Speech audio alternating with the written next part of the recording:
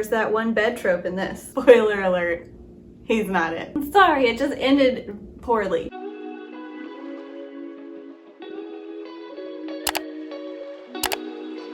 Hi friends, my name is Erin Mack and welcome to my channel. Today we are talking about what I read in June and my summer TBR because I can't be trusted to make a July TBR. June started off as a really good reading month for me. I read 2 romance novels within 1 week and I was like really excited about reading.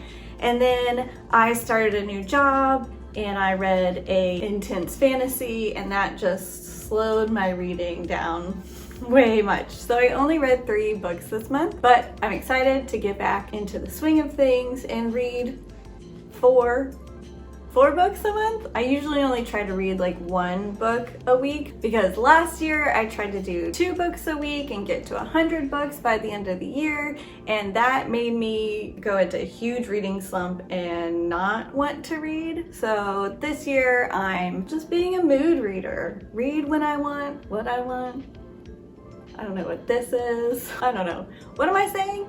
Okay, back to books. Like I said, I read 2 romance novels in the beginning of the month. The first book was The Ex Talk, and I recommended it in my last video because I liked it so much. It's so good. It's enemies to lovers. There's lots of really great banter. It's about these 2 people who work together at an NPR local radio station, and they end up having to work together on a new show and basically pretend like they dated and then they broke up and then talk about relationships from the point of view of exes, hence the ex talk. And unbeknownst to their audience, it's all fake. And of course, with all of that, shenanigans ensue, and there's that one bed trope in this. So, oh, hello. I'm gonna move this. This is very close to my face. Yeah, I really like this one. It's a slow burn. There is a steamy scene, but not a lot of steam. So it's right in that middle ground. Yeah, I really like this one. The next book that I read was The Roommate. And while the first one was like a slow burn, 1 scene, steam kind of thing, this one, it was so steamy, y'all. Woo. So steamy. Basically, the setup is this girl who is a socialite in New York moves to LA to basically get a new life, but mainly for this guy who she's had a crush on since she was a kid. And the day she gets in, like, he picks her up from the airport and then says, oh, by the way, I'm leaving and I got someone else to sublet my room, so you'll be living with a total stranger. Bye. Spoiler alert.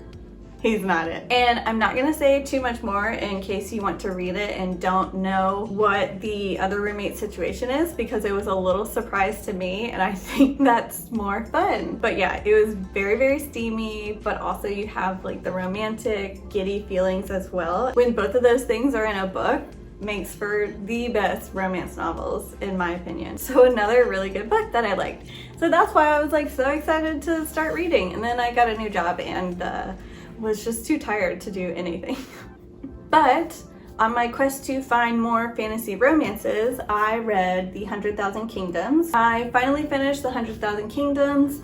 It's okay, I have mixed feelings about this, which is fitting because the whole premise of this book, themes, metaphors, all that kind of stuff is duality, good and bad existing together, and both of them being true. Like life and death, horrible things happening that you're like, this is disgusting, and you also understand it. Good things and bad things happening at the same time and both sides being true. Moving on into my feelings about this book, the writing was so good. The world building was so good. I will definitely be reading N.K. Jemison's other books. Like, her fantasy world building is so good. The characters were good.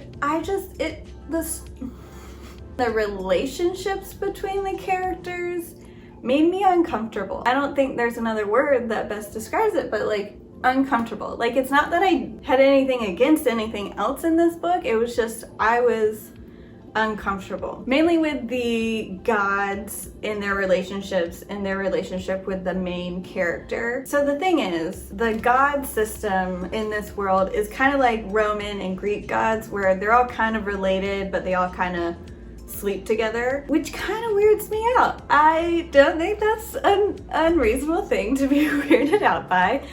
When they say they're siblings and like 2 sentences later say they're lovers, that's weird to me. And I think that's kind of the point. And in it, they say it's weird, but mortals can't understand the whatever of the gods. I think that's the point, right? You're supposed to like root for their relationship, but also be kind of weirded out by it. Like I said, the whole thing of this book is duality. Opposites things being true at the same time. Yeah, and there was another god who was like thousands of years old, but a child, and like her as a 19-year-old kisses the kid, and that was also weird. Nothing problematic happened. It was just, it made me uncomfortable. And like I said, I think that's the point.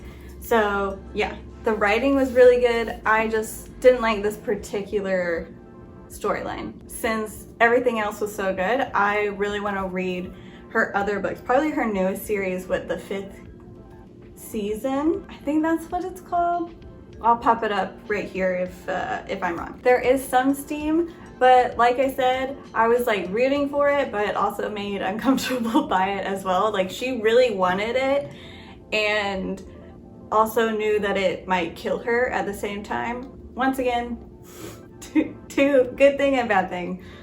I don't know. It's definitely an interesting book if you like want to experience that ooh yay, ooh, I don't know feeling, then yeah, I would definitely recommend it. Okay, and that is all I read in June. So let's move on to my summer TBR. My last romance novel that I got from the library. I wasn't able to read it in June, like I said, but I'm really excited about this one, something to talk about. I talked about this one in my past TBR video, so I'm not gonna talk about it, but yeah, really excited to read this. Once again, I was not able to get to Rule of Wolves. I'm on chapter 6 of this one and need to turn it back into the library, but I've already got it on audiobook, so I'm probably just gonna switch to listening to it. Yeah, I'm on chapter 6. I really wish I had reread King of Scars before I picked this one up because I'm totally lost, but hoping that will even out later. It's good to see Nina again.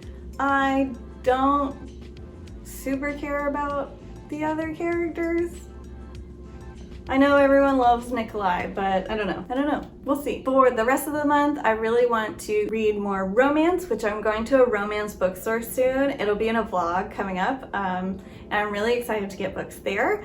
But on the other side, I am wanting to read books that I already have, which is these Violent Delights. This is a fantasy take on Romeo and Juliet set in Shanghai in 1926. And I am really excited about it. Yay! Back to YA. And with more YA, we have Victoria Aveyard's new book, Realm Breaker, medieval fantasy. And I don't know a lot about it, but I loved The Red Queen, except for the last book. Sorry. I'm sorry, it just ended poorly. It didn't answer a lot of questions, but I really do like her writing and world building as well, so I'm excited to read this one. And yeah, that's my tentative summer TBR. More YA, more romance, and I'm sure I'll probably find a fantasy romance to throw in there as well. Yeah, and that's the end of this video. If you liked it, give it a like and go ahead and subscribe to be a part of this book community and all that cheesy goodness. I don't know what I'm saying. Anyways, I'll see you next time. Bye!